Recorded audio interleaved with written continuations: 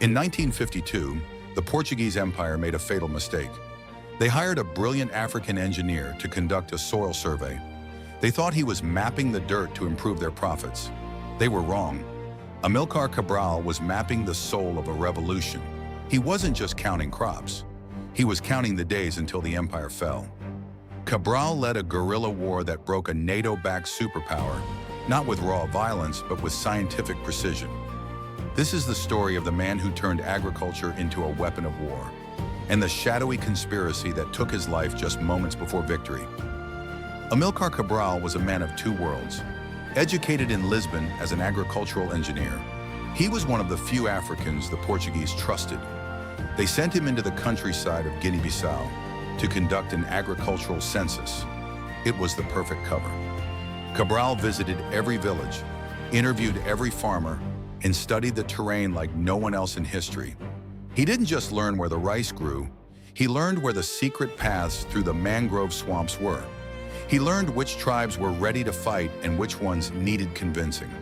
By the time he finished his census, he had the blueprints for a guerrilla state. He knew exactly how to starve the Portuguese out. In 1963, Cabral's party, the PAIGC, went to war.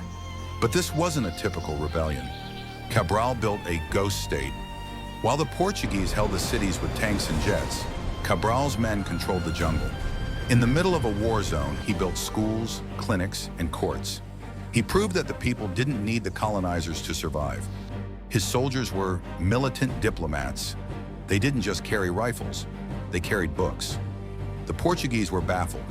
They were fighting an army that provided better healthcare than the empire did.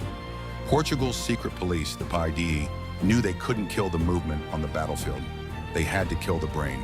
They launched a CIA-style psychological operation, turning Cabral's own men against him by exploiting ethnic tensions. On January 20th, 1973, in the dead of night, Cabral was cornered outside his home. He wasn't killed by Portuguese soldiers, but by his own comrades who had been bought by the PIDE. He died months before Guinea-Bissau declared independence. But his scientific revolution couldn't be stopped. The soil he had mapped so carefully finally belonged to the people. If you value powerful stories of resistance and independence, subscribe to Histent, where forgotten history fights back.